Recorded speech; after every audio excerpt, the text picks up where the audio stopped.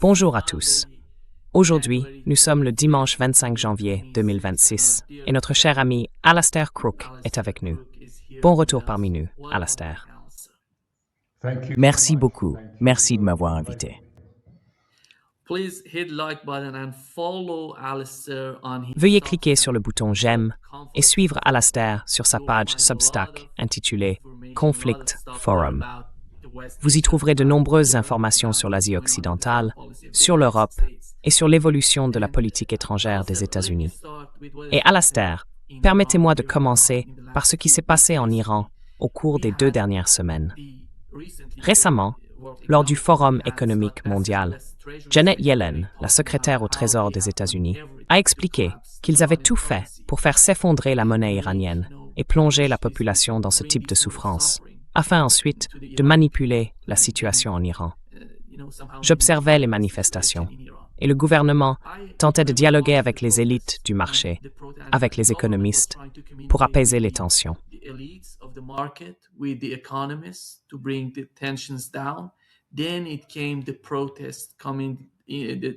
Puis, les manifestations ont commencé à diminuer. Les manifestations se sont transformées en émeutes. Ils brûlaient, vous savez, des banques, et même, d'une manière ou d'une autre, des camions de pompiers. Environ un quart des ambulances d'une grande ville comme Téhéran ont été détruites, ce qui était incroyable à voir. Et on pouvait constater une énorme manipulation, non seulement à l'intérieur du pays, mais aussi dans les médias traditionnels à l'extérieur de l'Iran. La réalité était totalement différente. De l'extérieur, il se préparait à ce que les États-Unis ou Israël attaquent l'Iran. De votre point de vue, comment avez-vous perçu toute la situation? Les troubles en Iran, les manifestations, les émeutes, et ensuite l'Amérique à 2 doigts d'attaquer l'Iran.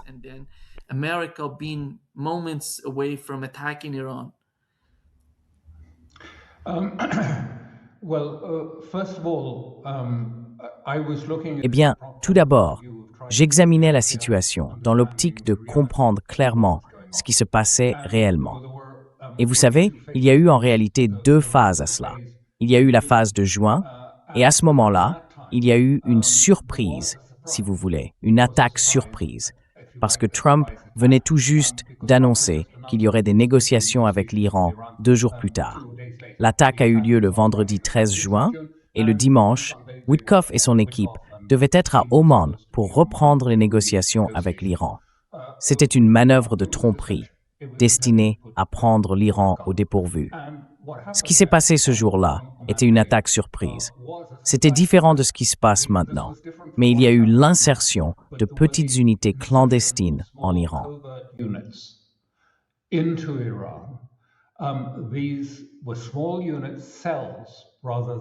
s'agissait de petites cellules d'unités plutôt que d'unités complètes, de petites cellules équipées de drones d'attaque et de missiles anti-chars. Leur objectif était de détruire les radars d'alerte précoce en Iran, les yeux et les oreilles du principal système radar. Je veux dire, il ne s'agissait que du réseau radar localisé, et ils en ont effectivement détruit une partie. Mais cela a pris par surprise les responsables aérospatiaux du CGRI, car ils se sont soudainement retrouvés sous attaque sans savoir d'où elle provenait. Il leur a fallu quelques heures, voire la majeure partie de la journée, pour comprendre que l'attaque venait de l'intérieur de l'Iran, de personnes très proches des sites qu'elle visait.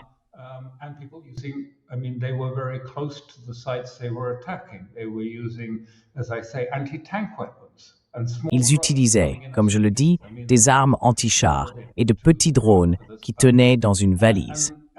Je veux dire, ils avaient été introduits clandestinement en Iran à cette fin. Il leur a fallu un peu de temps pour comprendre ce qui se passait, puis ils ont pris la mesure corrective de couper Internet. Cela a isolé ces cellules des données et des informations de ciblage fournies par l'ensemble de satellites américains qui créent, si l'on veut, un champ de bataille simulé dans le cloud. Ces satellites transmettaient en temps réel des données sur les positions des radars iraniens à ces cellules pour le ciblage. Eh bien, la coupure d'Internet a mis fin à cela. Then the thing morphed into the, if you like, Puis la situation a évolué, si l'on veut, vers une deuxième phase, après la frappe de décapitation contre les commandants, la direction politique et l'assassinat de certains scientifiques.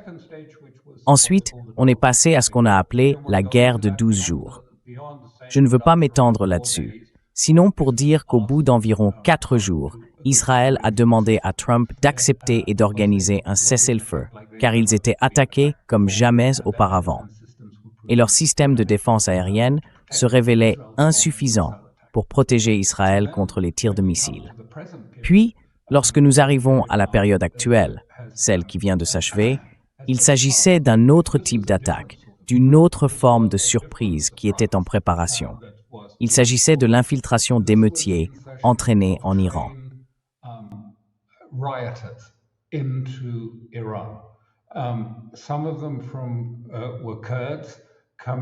Certains d'entre eux étaient des Kurdes formés, soit en Albanie, dans les camps là-bas, soit au Kurdistan irakien.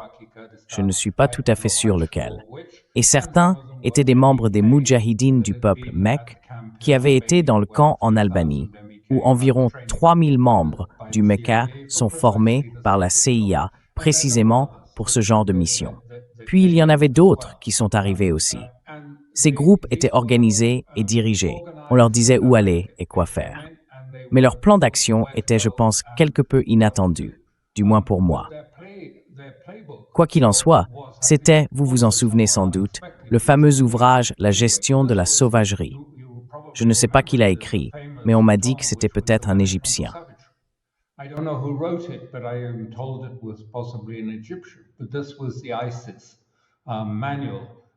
Mais c'était le manuel de l'État islamique pour instaurer une peur absolue et semer le chaos dans une société par une sauvagerie et une violence sans limite. C'est le texte de référence de l'État islamique, si l'on peut dire, qu'ils ont utilisé partout. Le but était que la violence soit extrême, avec des attaques contre des cibles inattendues, des banques, des mosquées et tous les éléments de l'État. Ils ont également attaqué des Iraniens innocents, de manière féroce et vraiment brutale. Les images que j'ai vues de certaines de ces attaques, tout cela visait à transmettre le message d'un édifice iranien complètement en train de s'effondrer, de brûler, que l'État était en feu, qu'il se désintégrait et que tout le monde fuyait le bâtiment.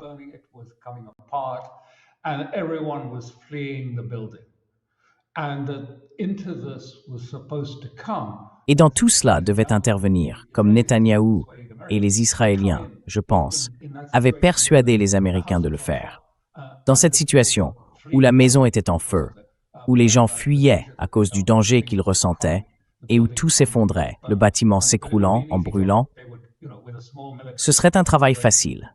Ils allaient, avec une petite opération militaire, venir aider les émeutiers, et l'État s'effondrerait, s'écroulerait et serait fini. L'Iran deviendrait alors un peu comme la Syrie après le départ de M. Assad.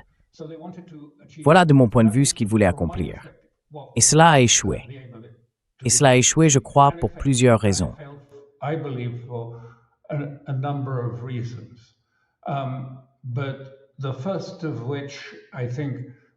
La première chose, je pense, c'est que l'Iran a réagi très rapidement, en coupant les lignes téléphoniques internationales et en passant d'Internet international à un réseau interne qui ne servait que le gouvernement et ceux à l'intérieur du pays, coupant ainsi les liens avec le reste du monde. Mais ensuite, et c'est là que réside l'élément crucial, la surprise qui a pris les Israéliens et la CIA de court, le grand choc a été la mise hors service de Starlink. On m'a dit, et vous le savez peut-être mieux que moi, qu'environ 40 000 terminaux avaient été introduits clandestinement en Iran. C'était le mécanisme qui permettait de diriger toute l'opération. Ils avaient besoin de cette connexion et d'Internet pour indiquer aux gens où aller, comment agir, comment se rassembler. Et je pense qu'en coulisses, il y avait aussi un autre plan, une balkanisation de l'Iran.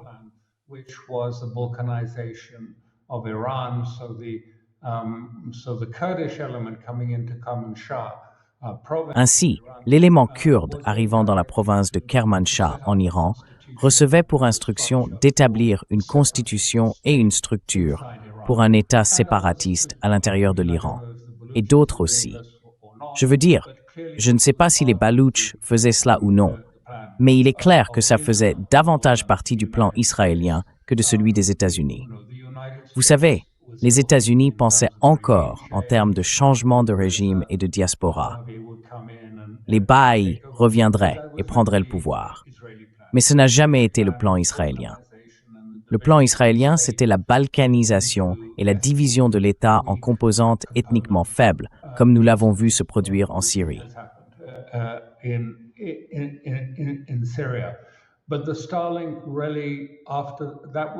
Mais le rassemblement autour de Starlink, après cela, je pense que le tournant s'est produit vers jeudi ou vendredi de la semaine précédente.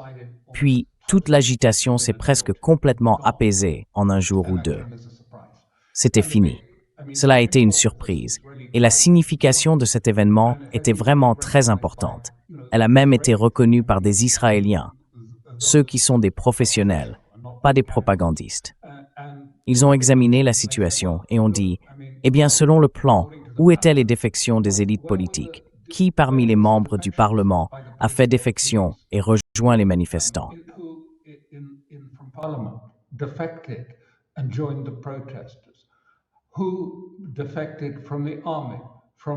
Qui a fait défection de l'armée, du CGRI, du Basij? Personne. Je veux dire, il n'y a eu rien de vraiment significatif. Il n'y avait pas de véritable opposition en Iran, et il n'y a pas eu, si l'on veut, de fragmentation ou de fissure dans la structure de l'État. L'État en est sorti intact. Et les Israéliens, désormais, dans leurs évaluations du renseignement, l'admettent assez largement. J'écrivais aujourd'hui à ce sujet en citant Ronen Bergman, qui disait que l'évaluation était que l'insurrection n'avait tout simplement pas eu lieu. Elle s'est arrêtée. Et il ajoute même que la question est de savoir si elle était jamais probable ou si elle aurait jamais pu réussir. En somme, tenter à nouveau ne servirait à rien.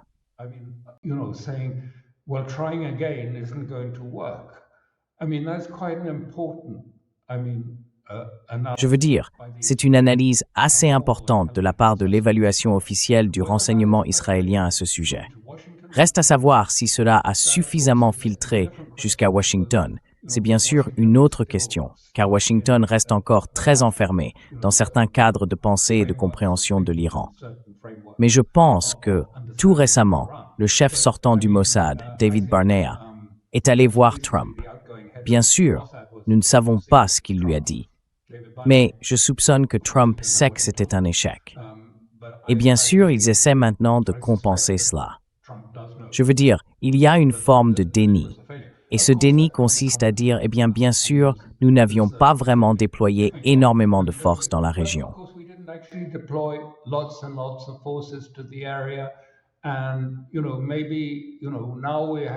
Et peut-être qu'à présent, nous devons déployer de nombreuses forces dans la région, parce que c'était clairement une erreur. Nous avions besoin de plus de moyens pour que cela fonctionne, et nous ne les avions pas sur place. Donc, en réalité, c'est surtout, je pense, un mécanisme d'adaptation. Parce que les experts militaires, et je l'ai cité dans l'article que j'ai écrit, les experts militaires que je respecte, des gens comme Will Schreiber et d'autres qui connaissent vraiment le domaine, disent que nous avons encore une fois été soumis à de la propagande, affirmant qu'une force massive est en route vers la région autour de l'Iran, qu'il y a des navires, des troupes et des missiles. Et ils disent que c'est la plus grande force jamais rassemblée au Moyen-Orient depuis, vous savez, telle ou telle guerre. Et il dit que tout cela n'est que du non-sens aride.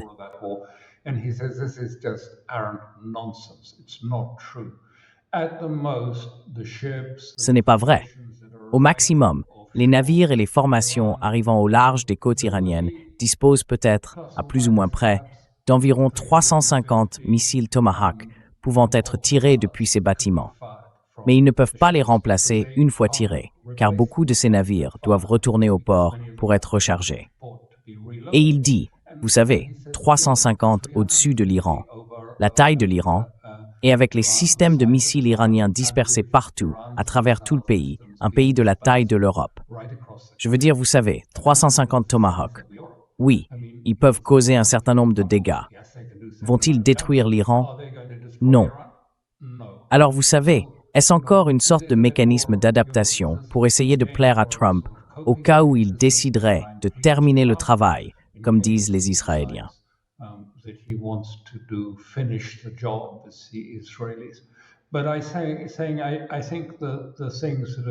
Mais je pense que ce qui est vraiment important, c'est que, enfin, Trump comprend probablement que les renseignements étaient erronés, que l'Iran était perçu comme un château de cartes, et qu'avec une simple poussée, cette insurrection le ferait facilement s'effondrer. Ensuite, une petite force pourrait, comme Trump aime le dire, entrer, boum, sortir.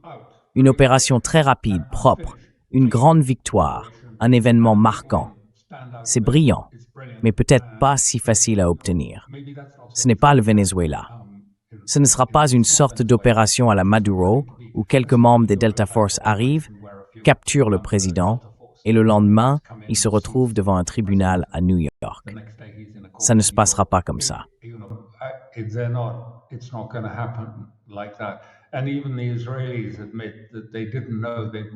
Même les Israéliens admettent qu'ils avaient autrefois voulu tenter d'assassiner le guide suprême lors d'une phase précédente, mais qu'ils n'avaient pas réussi à le trouver.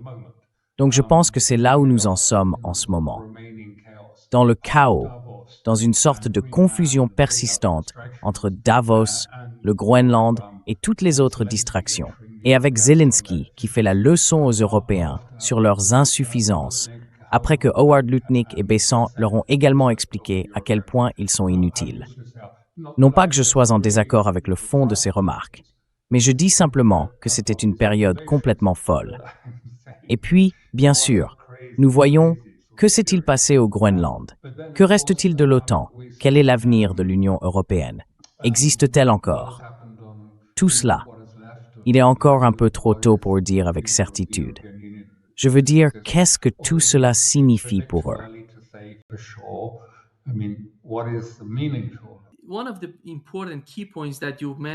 L'un des points essentiels que vous avez mentionné est la tentative, l'effort de la part des Israéliens, conjointement avec ce réseau de renseignement, de créer une sorte de fracture au sein du gouvernement, de l'administration, de la direction ici en Iran.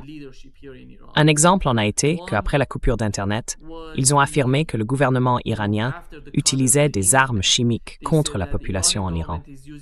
La même stratégie qu'ils avaient employée en Syrie contre le gouvernement d'Assad, avec ses opérations sous fausse bannière.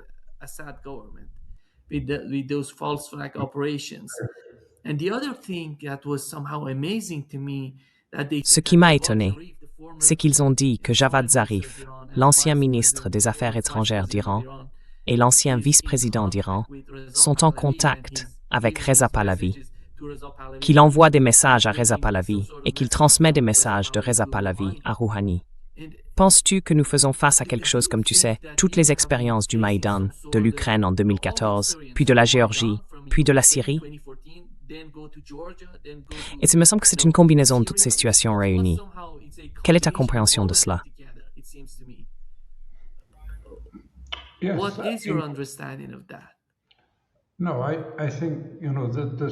Non, je pense que cela a été planifié depuis longtemps. C'est en préparation depuis un bon moment. Et on peut le voir au fait que les personnes qui ont été envoyées savaient exactement quoi faire. Elles ont été dirigées vers des zones, principalement dans de petites villes au début, où il y aurait des foules, et elles pouvaient ensuite enflammer ces foules. Puis il y avait des gens armés et des tireurs d'élite qui tiraient sur les forces de sécurité. Et les agents de sécurité, il existe une sorte de mythe chez ceux qui n'ont jamais essuyé de tir, selon lequel on sait toujours d'où vient le coup de feu.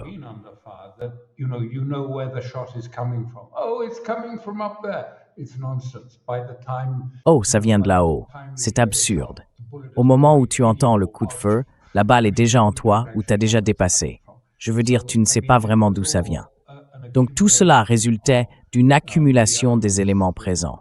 Et cela s'est concentré, bien sûr, avant tout sur l'économie, sur l'effondrement du rial à Dubaï. La vente à découvert du rial a déclenché une véritable urgence pour les bazaris et la classe marchande. Parce que, tu sais, leur activité en dépend. Même une baisse de quelques pourcents de la valeur du rial peut leur faire beaucoup de mal. A few percent drop in the value of the real, one thing, but that huge drop, I think 40%. Une chose, mais cette énorme chute, je pense 40% ou peut-être même plus, je veux dire, cela a littéralement anéanti leur modèle économique. Ce n'est pas qu'ils étaient mécontents de l'État en soi, même s'ils n'étaient certainement pas satisfaits de la gestion économique, de l'héritage historique, de mauvaise gestion de l'économie, tel qu'ils le perçoivent en Iran. Et en effet, j'étais assez perplexe, car il est très facile d'organiser une attaque spéculative à la baisse sur une monnaie quand on a de l'argent. Je veux dire, avec suffisamment d'argent, on entre, on vend, et à la fin de la journée, on gagne de l'argent, car on rachète plus tard.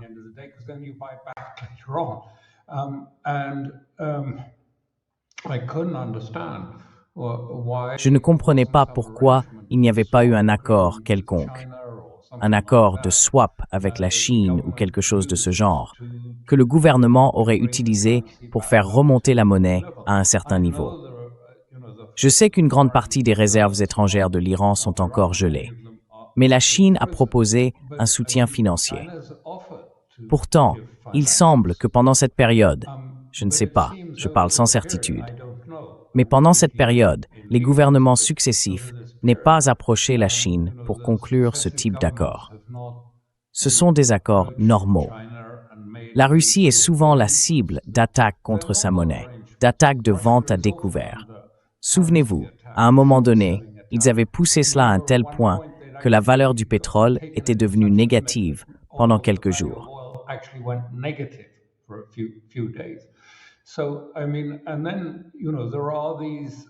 Donc, je veux dire, il existe ces accords entre les banques centrales, et je ne comprends pas pourquoi ça s'est produit. Mais cela reste une sorte de vulnérabilité. J'espère qu'éventuellement, l'Iran ferait appel aux Chinois et leur dirait « S'il vous plaît, remettez de l'ordre dans la situation économique, car c'est très difficile. » L'Iran continue avec un mélange de deux structures économiques assez contrastées et opposées. D'un côté, pendant la période précédente, la période Rouhani, nous avons adopté une approche plutôt néolibérale en Iran et essayé de supprimer les subventions pour instaurer, comme on dit, une véritable économie de marché. Mais, tout d'abord, ce n'est pas quelque chose de facile à faire, car on ne peut pas simplement retirer le plancher des prix de la farine et d'autres éléments clés de l'économie.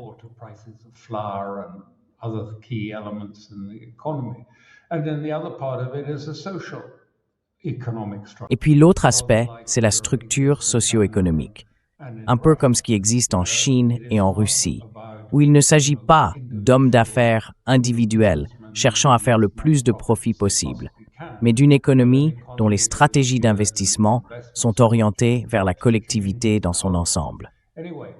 Quoi qu'il en soit, c'est à l'Iran de régler cela lorsque tout cela sera passé et qu'il sera temps de repenser les choses. Je ne sais pas pourquoi c'est arrivé.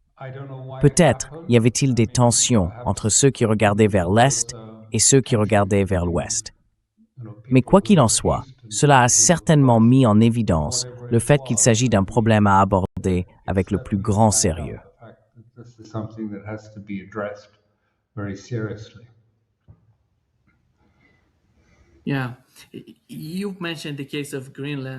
Oui, vous avez mentionné le cas du Groenland, qui a été l'un des sujets les plus brûlants à Davos lors du Forum économique mondial. Donald Trump veut le Groenland, et l'Europe ne sait pas comment gérer cela. Elle ne sait pas comment comprendre la situation avec la politique actuelle des États-Unis. Quand on regarde le Groenland, quand on observe la manière dont Donald Trump et J.D. Vance parlent du Groenland et de l'avenir de l'OTAN, ces pays, les pays européens, ont beaucoup sacrifié pendant la guerre en Ukraine. L'économie allemande est en grande difficulté. Elle fait face à de nombreux problèmes en ce moment.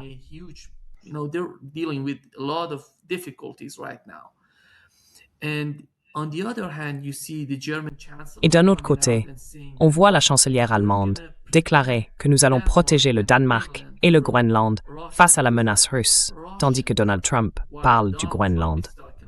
Et puis, il y a un message d'Emmanuel Macron disant que nous sommes tous mobilisés pour le dossier iranien, mais qu'il faut ignorer celui du Groenland. Il ne semble pas que Donald Trump soit prêt à abandonner l'idée de s'emparer d'une manière ou d'une autre du Groenland. Quelle est votre compréhension de la situation? Quelle est votre opinion sur la manière dont les Européens essaient de gérer la relation entre l'Europe et les États-Unis?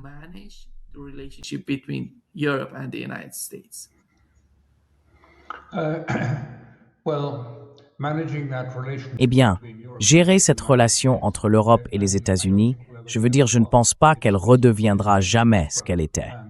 Elle a changé, elle est brisée. Et je crois qu'il y a eu une réunion du Conseil européen, les chefs d'État, jeudi, et c'était globalement le consensus. Vous savez, il n'y a pas de voie ferrée pour revenir à la relation qui existait autrefois entre l'Europe et les États-Unis. Et bien sûr, cela a des répercussions sur l'OTAN et sur toute la question de l'OTAN telle qu'elle se présente aujourd'hui. L'affaire du Groenland a une histoire curieuse, dans le sens où je crois que M. Bolton a dit qu'en 2018, un milliardaire avait proposé à Trump d'acheter le Groenland. Et puis, en 2019, pendant son premier mandat, Trump a effectivement essayé d'acheter le Groenland.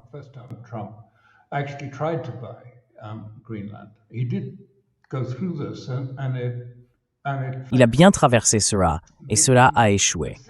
Mais depuis, bien sûr, en fait, qu'a fait l'Europe à propos du Groenland, ou du fait que Trump avait essayé de l'acheter? Rien. Je veux dire, ils ont simplement continué sans, vous savez, améliorer la situation au Groenland. Et le Groenland a ensuite quitté l'Union européenne à cause des droits de pêche, parce qu'il n'acceptait pas la politique de pêche de l'UNWRPR. Le Groenland dépend de la pêche, et cette politique le menaçait. Alors maintenant, dans quelle mesure la question du Groenland présente-t-elle un intérêt stratégique? Eh bien, c'est mon opinion personnelle. Mais je pense que tout cela est absurde. Je veux dire, il n'est pas question que la Russie ou la Chine s'apprêtent à prendre le contrôle du Groenland. Vous savez, le Groenland est essentiellement une calotte glaciaire d'1 kilomètre d'épaisseur.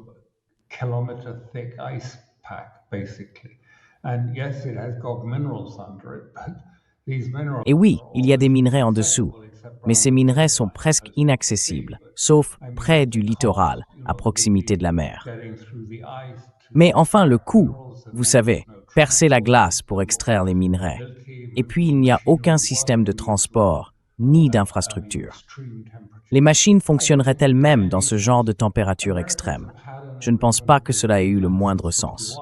Les Américains ont un accord avec le Groenland depuis 1951 qui leur permet d'y établir des bases. Ils ont un système de radar d'alerte précoce au Groenland.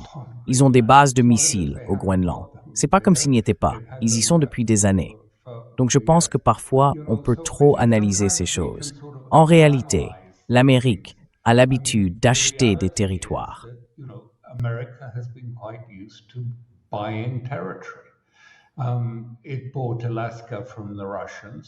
Il a acheté l'Alaska aux Russes. Il avait acheté la Louisiane avant cela. Et Trump a regardé la carte et s'est dit que, eh bien, cela s'intégrerait plutôt bien chez nous.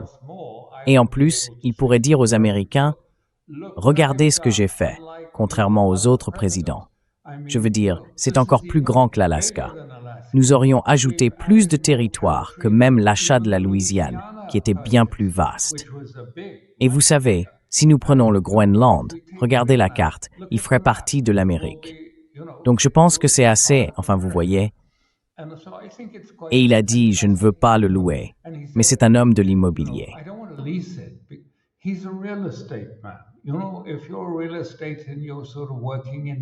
Vous savez, si vous travaillez dans l'immobilier à New York et que vous voyez un pâté de maisons vide, mais où quelques commerces fonctionnent encore, vous savez que ce dont vous avez vraiment besoin, c'est de la propriété. Les baux ne vous donnent pas la même capacité à déplacer les gens pour construire votre prochaine tour ou quoi que ce soit d'autre. Donc je pense qu'il veut en être propriétaire. Est-ce que cela va changer quelque chose sur le plan stratégique? Je dirais pas vraiment, peut-être un peu, mais de toute façon, cela se produit déjà. Je veux dire, l'Arctique devient important principalement à cause des passages. Le passage du Nord-Ouest, la route par le détroit de Bering, et ainsi de suite. La glace est encore là, mais vous savez, l'Amérique n'est pas vraiment prête pour ça.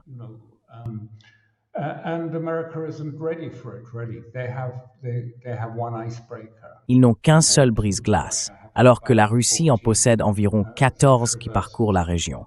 Et la Russie y a un accès bien plus facile. Mais la Russie avait déjà de toute façon déclaré lors de cette réunion en Alaska avec Trump. Regarde, tu vois, et j'ai dit à l'époque que je pensais que la rencontre se tenait à Anchorage parce que Poutine avait compris la mentalité axée sur les affaires de Trump. Regarde, Trump. Regarde autour de toi. Réfléchis.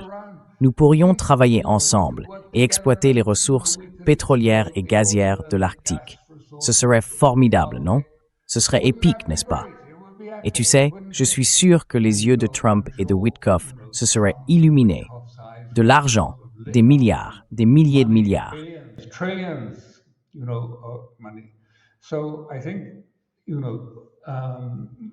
Donc je pense, vous savez, que le Groenland fait vraiment partie de ces endroits. Maintenant, je veux dire ceci parce que c'est important, non seulement à propos de l'Iran, mais aussi parce que cela concerne le Groenland, ce qui s'y est passé. Et pourquoi je pense que vos téléspectateurs connaîtront l'expression « taco », qui signifie « Trump always chickens out ». Trump se dégonfle toujours. TACO est une expression qui existe depuis un certain temps, en référence aux tarifs douaniers et à d'autres mesures économiques. Maintenant, je pense qu'il y a deux éléments assez importants et nouveaux qui influenceront la décision de savoir s'il y aura ou non une nouvelle attaque contre l'Iran.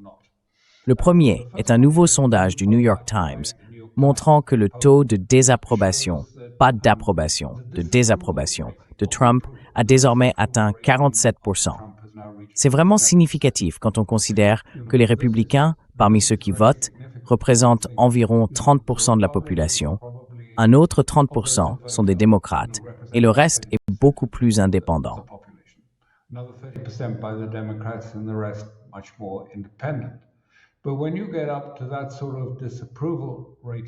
Mais quand on atteint un tel niveau de désapprobation, ce n'est vraiment pas bon signe pour les élections de mi-mandat qui approchent à la fin de l'année. Pas bon signe du tout. Et nous avons des indications claires que Trump est désormais non seulement inquiet, mais presque paniqué. Il a dit, vous savez, si nous perdons la Chambre, et pour le moment, il semble bien qu'il pourrait perdre la Chambre, peut-être même le Sénat aussi, mais surtout la Chambre. Il a dit, vous savez, c'est fini pour nous, c'est fini, donc il s'en préoccupe. Maintenant, à propos du Groenland, ce qui est lié à tout cela, qu'est-ce qui a changé dans le calcul concernant le Groenland? Était-ce les Européens, les menaces qu'ils formulaient et leur avertissement d'utiliser le bazooka commercial européen contre l'Amérique, ce qui est une proposition absurde?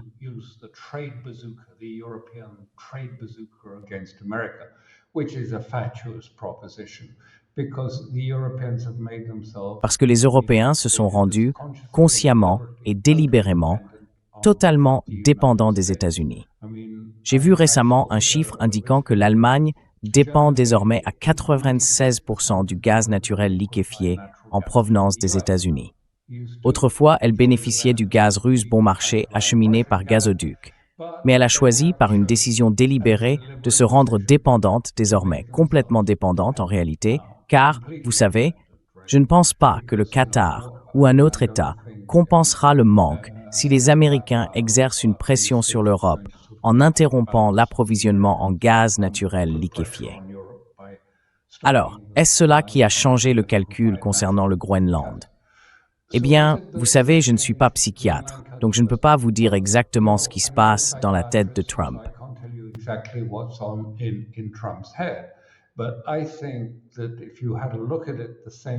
Mais je pense que si vous aviez regardé ce jour-là, il y a eu une quasi-implosion du marché obligataire. Lorsqu'il a annoncé des tarifs sur les États européens qui n'avaient pas approuvé sa saisie du Groenland, le marché obligataire s'est effondré. La dernière fois qu'il avait chuté de cette manière, c'était lors de la soi-disant journée de la libération. Et si vous vous souvenez, Besant a dû se rendre en urgence à Mar-a-Lago pour dire « Pour l'amour du ciel, retirez ces sanctions ». La fragilité de la situation économique est quelque chose qui va clairement peser sur l'équation iranienne.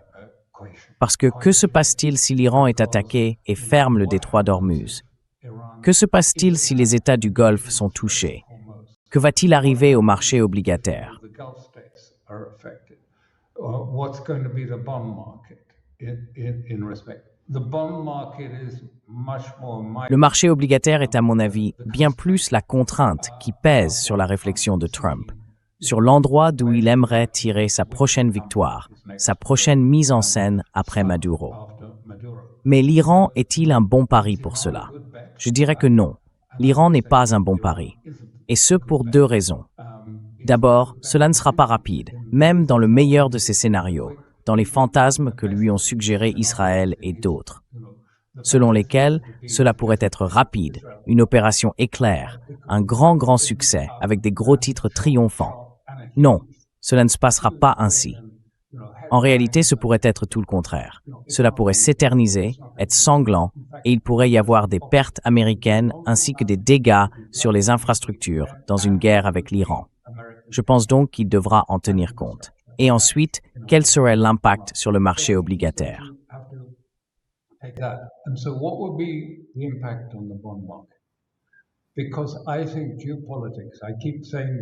Parce que je pense que la géopolitique, je l'ai déjà dit, et les gens me regardent comme si j'étais un peu fou, mais je crois que toute la géopolitique américaine en ce moment tourne autour de la situation de la dette, du marché obligataire et du marché boursier. Ce sont les éléments clés dont il a besoin, avec des flux d'argent entrants. Tout ce qui semble freiner cela, comme des baisses de tarifs inattendues par exemple, déstabilise un marché obligataire déjà très nerveux, où les taux d'intérêt ne baissent pas, ils montent, et où les gens achètent de plus en plus d'or au lieu de placer leur argent dans les bons du Trésor américain. Donc je pense que, tu vois les sondages, les nouvelles et les perspectives, Trump veut une victoire.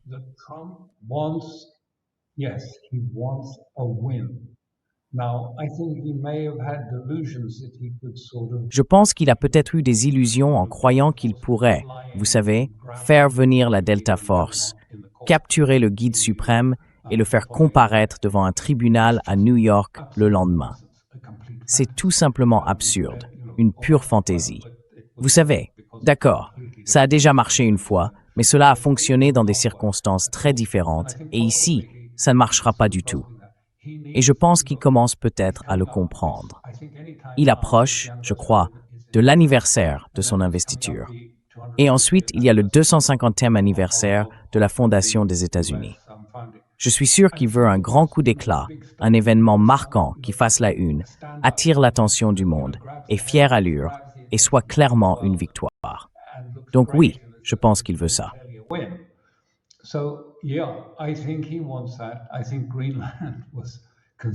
Je pense que le projet concernant le Groenland a été conçu dans cet esprit. Vous savez, quelque chose qu'on pourrait simplement faire, du genre, je vais juste l'acheter, pourquoi pas? Enfin, vous voyez, c'est normal. Je pense qu'il pourrait finir par le saisir d'ailleurs. Je crois vraiment qu'il pourrait finir par l'obtenir, parce que je pense que les Européens exerceront en réalité une pression sur le Danemark. Nous le ferons parce que nous avons besoin de Trump, même s'il est un personnage maladroit. Mais nous avons besoin de lui pour soutenir nos garanties de sécurité en Ukraine et lorsque les forces s'y rendront. Donc tout tourne autour de l'Ukraine. Je pense donc que la pression... Enfin, regardez, le Danemark n'a même pas été consulté. Ils l'ont simplement renvoyé. Ils ont juste envoyé Rutte pour dire. Et le Danemark disait plaintivement, « Oui, mais vous savez, il n'a pas de mandat. Nous n'avons pas convenu qu'il devait négocier en notre nom ou au nom du Parlement. »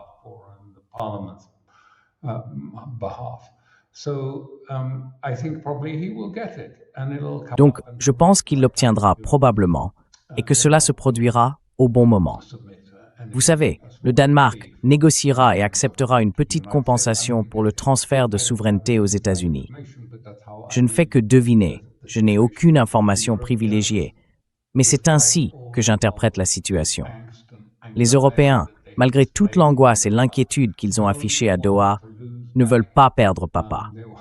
Ils veulent garder papa dans le jeu.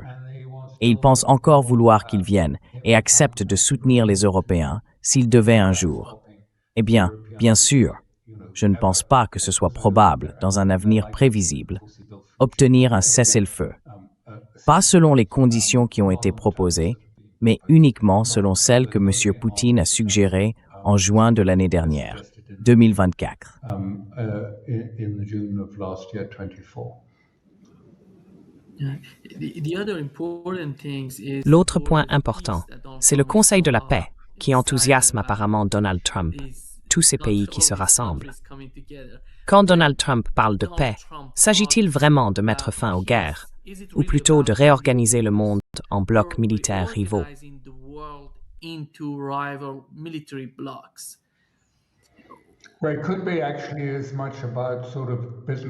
Eh bien, cela pourrait en réalité concerner autant les opportunités commerciales que les transactions immobilières.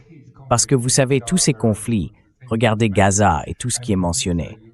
Je veux dire, vous savez, Kushner et d'autres disent « Oui, regardez nos projets, des gratte-ciel, et il y a de formidables opportunités d'investissement. » Cela va rapporter des milliards aux investisseurs impliqués. Donc cela semble autant lié, vous savez, à une partie de la vision de Trump. Il a dit que sa politique n'était pas seulement transactionnelle, mais qu'il voyait la politique comme entièrement tournée vers les affaires. Et c'est l'une des choses qu'il a poursuivies en Russie. Voyant que Witkoff et Kushner y sont, que tous les acteurs concernés doivent, d'une manière ou d'une autre, obtenir une forme de retour sur investissement.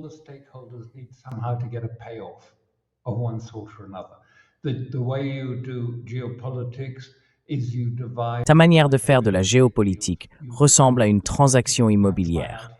Tu identifies qui tu dois racheter, telle personne, telle autre, et tu promets à certains une part du butin, car c'en est un, rien d'autre qu'une combine. Les sommes énormes qui seront probablement allouées à la reconstruction et ainsi de suite serviront en grande partie de lubrifiant pour permettre une forme d'accord. C'est ainsi qu'il voit les choses. Moi, je ne les vois pas ainsi. La Russie et M. Poutine ont une vision très claire. Les causes profondes du problème doivent être traitées.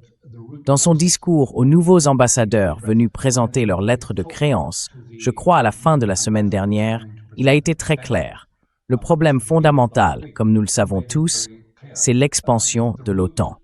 Et l'OTAN doit faire marche arrière.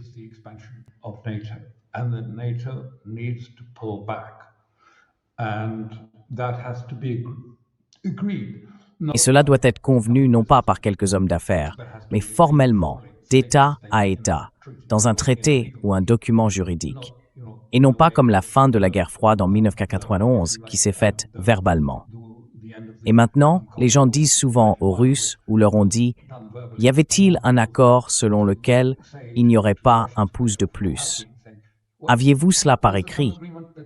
Eh bien non, ils ne l'avaient pas. Et maintenant, vous savez, le représentant actuel est Kushner, qui je crois n'est même pas un fonctionnaire de l'administration, et Witkoff, je ne sais pas exactement quel est son statut, mais tous deux ont-ils un mandat pour parvenir à une sorte d'accord avec la Russie ou non? Pourquoi Rubio n'est-il pas là?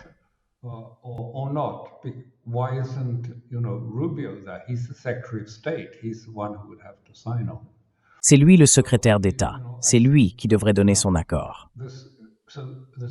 Donc, vous savez, je pense que toute cette affaire, tout ce qui concerne les affaires, les parties prenantes et le fait d'acheter les gens, est maintenant transféré dans son propre processus. Mais si vous le lisez, vous devriez lire la charte elle-même, car c'est très clair. Je veux dire, l'ensemble est présidé par M. Trump.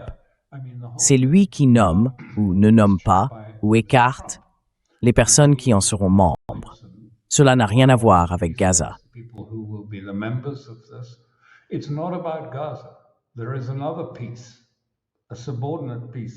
Il y a un autre volet, un volet secondaire concernant Gaza. Mais le principal, si l'on veut, le principal processus de paix consiste essentiellement à résoudre les conflits et les problèmes où qu'ils se présentent. Et Trump en sera l'arbitre. Les gens contribueront de l'argent, et cet argent ira à Trump qui décidera comment le dépenser. Cela assumera en fait bon nombre des fonctions et des rôles des Nations Unies, en particulier du Conseil de sécurité. Les Européens sont donc eux aussi dans un état d'anxiété assez élevé à ce sujet. Je veux dire, vous voyez, où cela nous laisse-t-il? Trump a déjà déclaré qu'il ne croyait pas à l'existence du droit international. Alors quel est désormais le paysage géopolitique, si l'on peut dire, qui se dessine?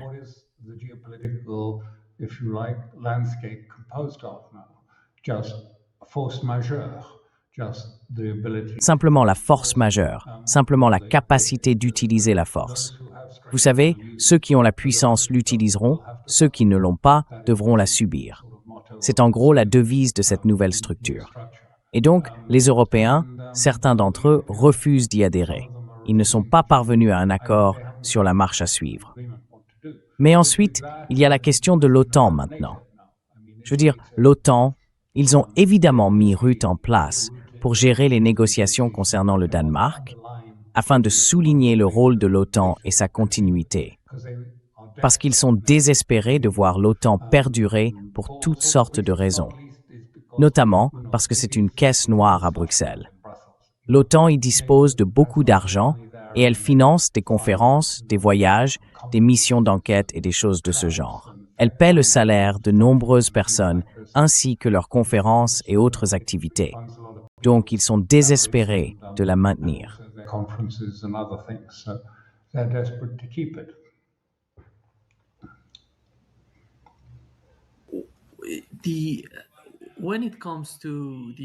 En ce qui concerne le cas du Conseil de la paix, comme il l'appelle, beaucoup de gens ont été surpris par l'attitude du président russe, Vladimir Poutine, annonçant qu'1 milliard de dollars serait attribué au Conseil de la paix pour la reconstruction de Gaza.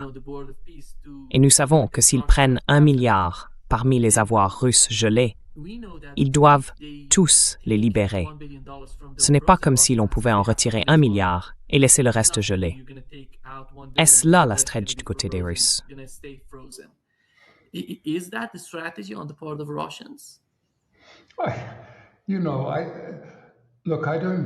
Tu sais, écoute, je pense pas, je pense qu'appeler ça une stratégie, c'est un peu exagéré. Je crois qu'il est un peu ironique, qu'il cherche simplement à semer un peu le trouble en Europe. Et comme il l'a dit, tu vois, il laisse juste la situation mijoter un peu. Parce que bien sûr, la plupart de ces ressources, les avoirs gelés, se trouvent en Europe et les Européens n'ont même pas pu y toucher, puisque les sanctions juridiques pour, disons, les dégeler ou les saisir étaient trop lourdes. Donc je pense que c'était un peu de la provocation de la part de Poutine, et aussi parce que les Européens ont imposé une sorte de boycott assez ridicule à la Russie.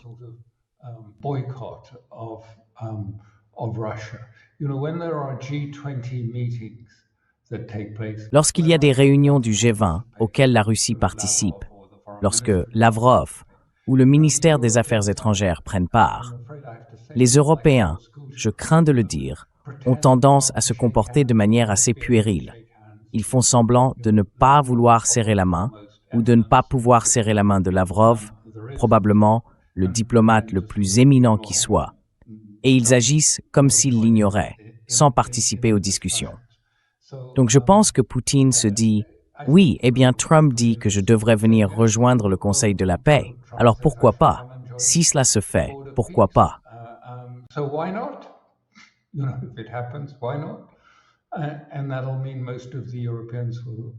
Et cela voudra dire que la plupart des Européens ne pourront probablement pas y adhérer parce qu'ils ont une politique consistant à ostraciser tous les Russes. Et vous savez, cela devient de plus en plus intense quant à savoir quels Russes sont boycottés ou à qui l'on interdit de voyager ou qui sont sanctionnés ou quoi que ce soit d'autre, simplement exclus. Donc je ne pense pas qu'il faille y voir une grande importance stratégique. Je pense que vous savez, Poutine a probablement esquissé un petit sourire et s'est dit « D'accord, pourquoi pas? Rejoignons-le et voyons quelles ondes cela provoque en Europe. » Je ne sais pas si le Conseil de la paix aboutira vraiment à grand-chose. Mais enfin, vous voyez.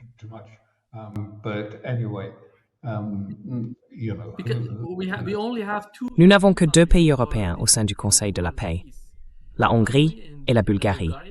C'est exact.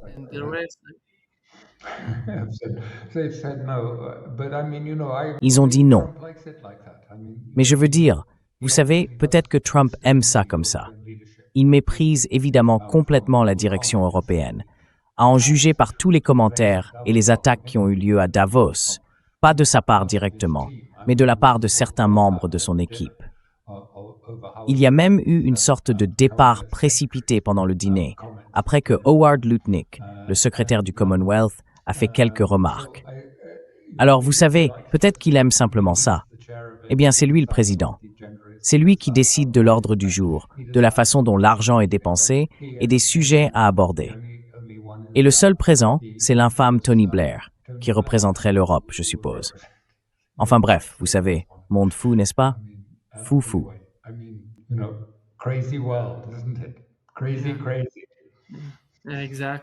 Exactement. Je pense que cela a été résumé par le Premier ministre canadien lorsqu'il a dit que l'ordre international fondé sur des règles était tout simplement terminé.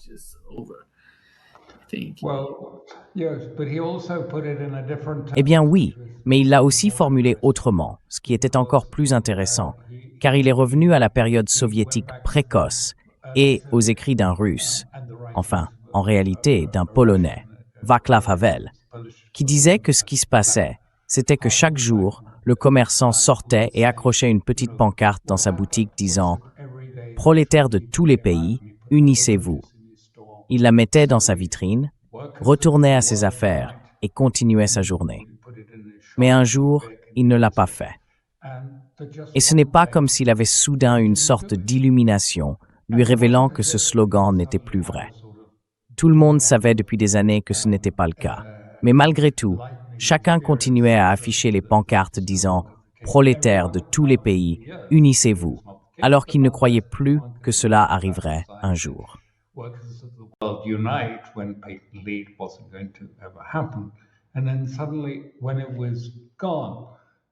Et puis soudain, quand cela a disparu, j'ai compris que l'ère était terminée.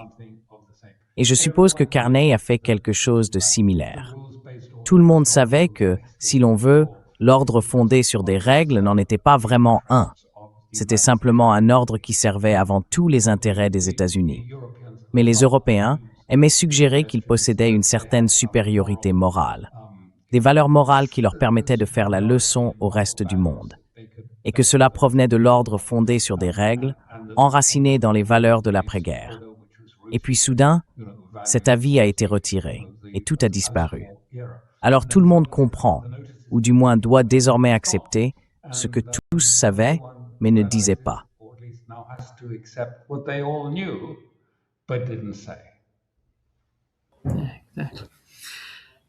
Merci beaucoup, Alastair, d'être avec nous aujourd'hui. Un grand plaisir, comme toujours. Merci beaucoup. Quoi qu'il en soit, profite bien du reste de ton séjour là-bas et fais bon voyage de retour quand le moment viendra. Merci. Thank you.